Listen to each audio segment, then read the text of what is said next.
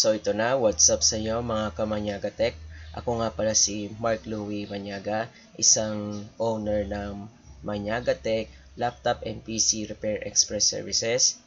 And ako ang host ngayon pagdating sa tutorial natin for today.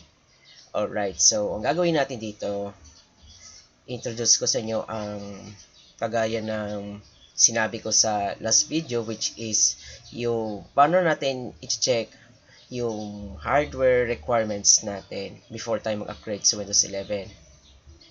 And sa next video, ipapakita ko rin na kung paano gumawa ng bootable USB flash drive using Rufus kapag offline mode tayo. And also, ipapakita ko rin sa next video is paano gumawa ng bootable USB flash drive using our media creation tool. It's either Windows 10 or Windows 11.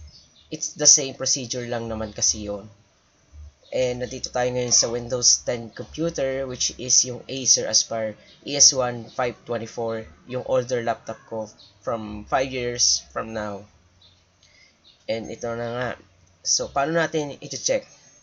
So, first thing you need to do is punta tayo sa PCL check. So, type ko na lang ay PCL check.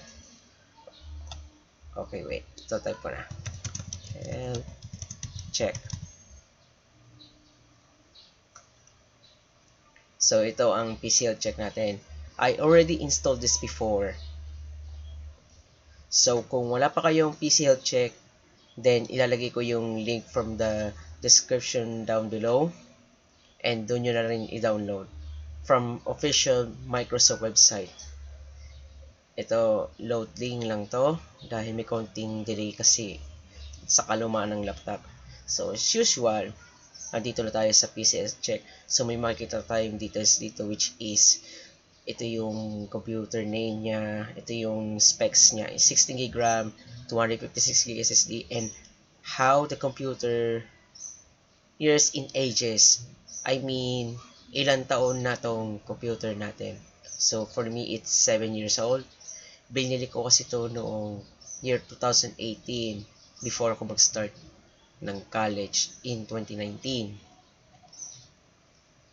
Ito ay 7-year-old. That means it's mga 2017 or whatsoever. 2016, mga ganun. Medyo limot ko na rin kasi ito. May makikita naman doon sa ilalim. And yun din ang i-discuss ko sa susunod na videos na i-release ko. Alright, so ang importante yung details. Everything is unsupported hardware. So, ramdam ko kasi ito. So, ba't ko siya nasabi? So, ito ay DDR3 ang RAM. Ito may makikita kayong iba pang details. So, ito ang startup time. Pwede nyo din i-check if you want. Gano'n nga ba katagal yung boot natin yon. Within comes to SSD. And dito yung storage capacity, which is ilang percent pa bago pa itong mapuno. Design capacity ng battery, so bagong palit lang to. Na-replace ko kasi to nung last year pa. And dito naman sa Windows Update, pwede nyo din i-check before kayo magpunta sa settings if you want.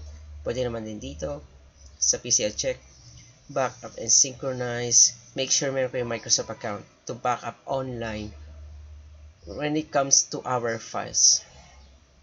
So, balik tayo dito sa introducing Windows 11. So, let's see, bago tayo mag-upgrade sa Windows 11. So, check now. Click nyo check now. Wait lang, still loading. Yes, ito yung sinasabi ko. Meron tayong different types of requirements. Kumbaga sa ilaw ng stoplight, anong 3 primary colors ang nakikita natin doon? So, meron tayong red, yellow, and green. Just like a stoplight. But for me, the rest is green. But, yung exception is processor. So, bakit? My processor is 7 Gen below when it comes to this. AMD A9 9410. So, hindi ibig sabihin ito is 9 Gen or something. A-series, 7 Gen. End of life na kasi itong status na ang AMD series na ere. Nowadays kasi ang pasok sa Windows 11 is mga Ryzen. I-discuss ko kasi siya sa susunod na videos. When it comes to this, yung constraints na tinatawag. Ito ang sinasabi ko kanina, bakit everything is unsupported for me. Kahit sabihin, the rest is green. Bago ko sabihin ito, yung explanation ko when it comes to my system requirements. Ito, meron akong na-encounter. Share ko lang Meron ako nakita minsan na yung iba may mga naka-yellow. Example, yellow ang TPM 2.0 kasi 1.2 o meron sa iba. Tapos ay ano pang nakadilaw minsan, yung secure boot. Tapos minsan UEFI or something, may mga ganun. Iisa lang para sa akin yung secure boot and UEFI. Now, umari kasing gawin dito pag may mga dilaw, punta lang sila sa BIOS.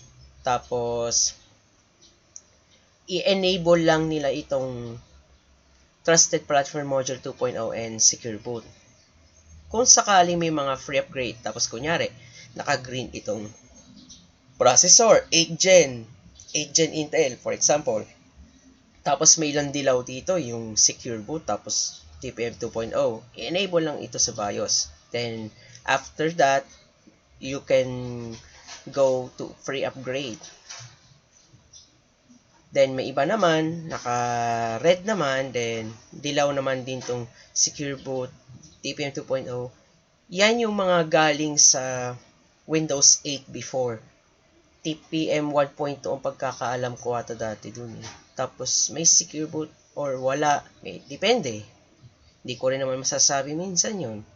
Depende naman sa nakita ko. Meron din kasi ako isa dun sa old PCs ko doon na dating Windows 7 pero free upgrade sa Windows 10. Na example, red itong processor din, dilaw itong Secure Boot TPM 2.0 dahil wala doon sa motherboard FM2+. I-discuss ko nito sa next video. And ito yung 4 gigs of RAM. Actually, sobra pa nga, 16 gig. But for me, it's unsupported kasi DDR3. Mas mabagal pa to.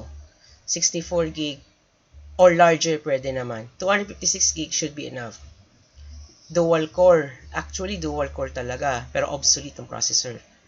So, pag ganito, bakit for me is unsupported? Sige, balikan natin. Kasi ito ay DDR3 type. Kung DDR4, yes, pwedeng-pwede at mas mabilis. Kahit nga DDR5 type ng mainboard ng laptop eh. Lahat naman doon. Tapos bagong-bago pa ang processor. So, dapat, pag ganito ang gawin nyo, huwag kayong mag-upgrade sa Windows 11. So, bakit? Normally, what happens is, maganda sa una, yung mga nag-try. Pero, ang downside, yung compatibility issues.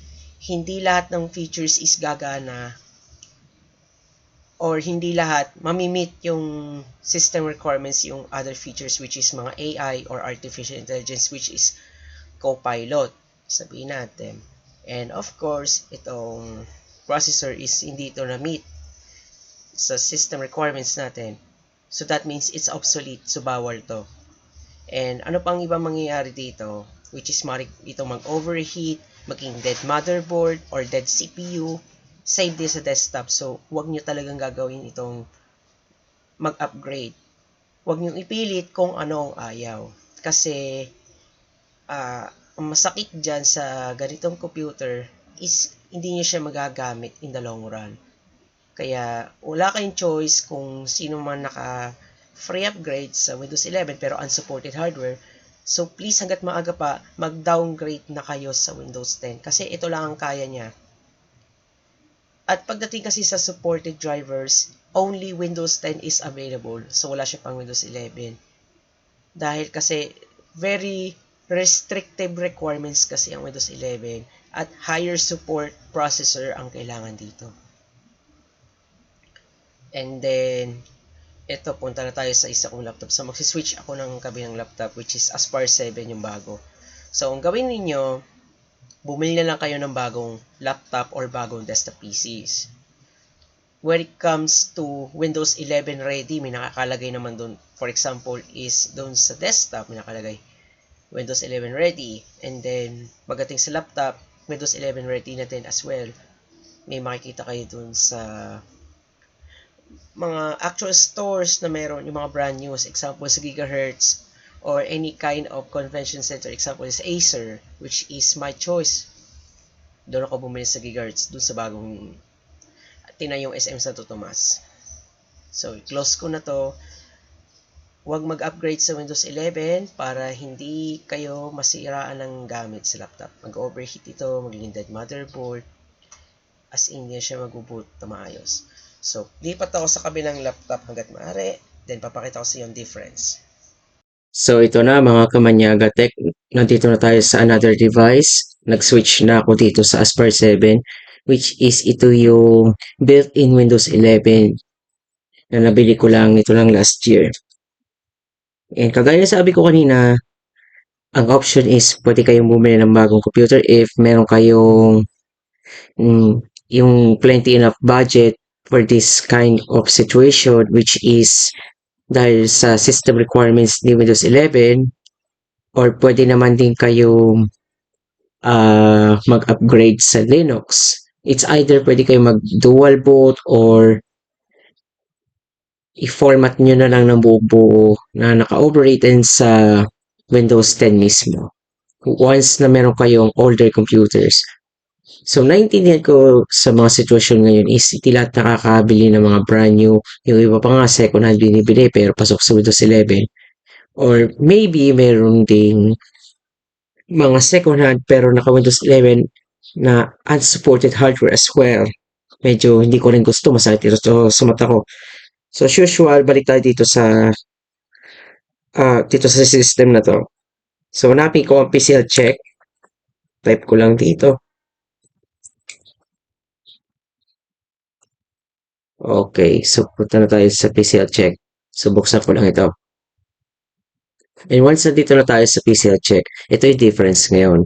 Ito yung computer name, ito yung 8GB RAM, DDR4. So, everything is brand new. 512GB SSD, which is my Gen 4 type. Kanina kasi is SATA 3 SSD, kaya medyo mabagal. And obsolete na kasi ang dati kong laptop. And dito naman, 1 year old, but for me, ang magiging 1 year old na 2023 model is May 23, which is kita ko dun sa MFG date doon sa SNID na makikita sa ilalim ng laptop ko. Alam ko kasi yung mga, syempre, ganun talaga, yun ang 1 year old. Yung last time nakita ko doon is less than a year, may mga ganyan pa. Okay, anyway, dito na tayo sa part na to. Ito, same lang dito. Ito yung startup time, ito yung storage capacity, battery capacity, then itong Windows Update, and of course, meron tong backup and synchronizes. So, as long as meron dito Microsoft account. So, let's check ang system requirements. And yes, pasok na pasok ito sa Windows 11. So, anong reason pag chinek natin sa see all results? Of course, meron akong this PC supports secure boot. Meron ako secure boot. Matik na yan. Everything is supported hardware and updated. Meron ditong TPM 2.0, which is nice. And meron dito 12 Gen. That's my processor right now is 12 Gen. Okay, so ngayon, discuss ko na to bago matapos ang video. So, anong kailangan pagka system requirements is 8 Gen processor at least and newer. Then, pag AMD naman, 2nd Gen Ryzen or Zen Plus, sabihin natin example is AMD Ryzen 3 2200G. Yun ang pasok sa mga system requirements ni Windows 11. The rest, naka-green, but yung processor, mga ganyan, kung meron kayong AM4 na pwedeng ipang-upgrade dahil na sa PCs, example, kayo ay naka-AMD na lumang Athlon pero AM4 type, then A-series maybe A12 or A10, tapos AM4 type na processor. So, pwede kayo ma-upgrade sa Ryzen if ever na meron kayo plenty enough budget and as much as possible So, pwede kayo mag-upgrade, then good to go. And also, kapag color yellow ang TPM 2.0, then yung ating secure boot also, bukod doon sa processor, if mga AM4 types, so please paki-enable na lang ang TPM 2.0 and then secure boot once na makikita nyo doon sa BIOS. And Matic, once na may makita kayo is dapat naka 8 gig RAM na kayo or 16 gig or much higher. Ang pagkakalam ko, 32 gig or 64 gig for those desktops. And for those laptop, yung mga RAM or memory natin is 32 gig as of now.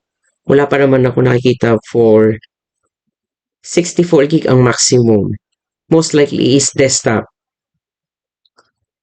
Alright, so tatandaan, bumili na lang ng bagong computer or laptop if merong plenty enough budget, or pwede kayo mag-upgrade sa pinaka bagong operating system, which is Linux. So, i-discuss ko nito what types of Linux ang mari kung i-share sa inyo. Alright? So, please, paki-close na natin itong PC check and then close it again. And that's pretty much it. So, alam na natin kung paano ang matitingnan ang system requirements before upgrade sa Windows 11. Alright, ako nga pala ulit to si Mark Louie Maniaga, isang owner ng Maniaga Tech Laptop and PC Repair Express Services. And ito na ang tutorial natin, which is ito tinatawag na how to check the minimum system requirements before upgrade to Windows 11. And see you on next video. Goodbye for now.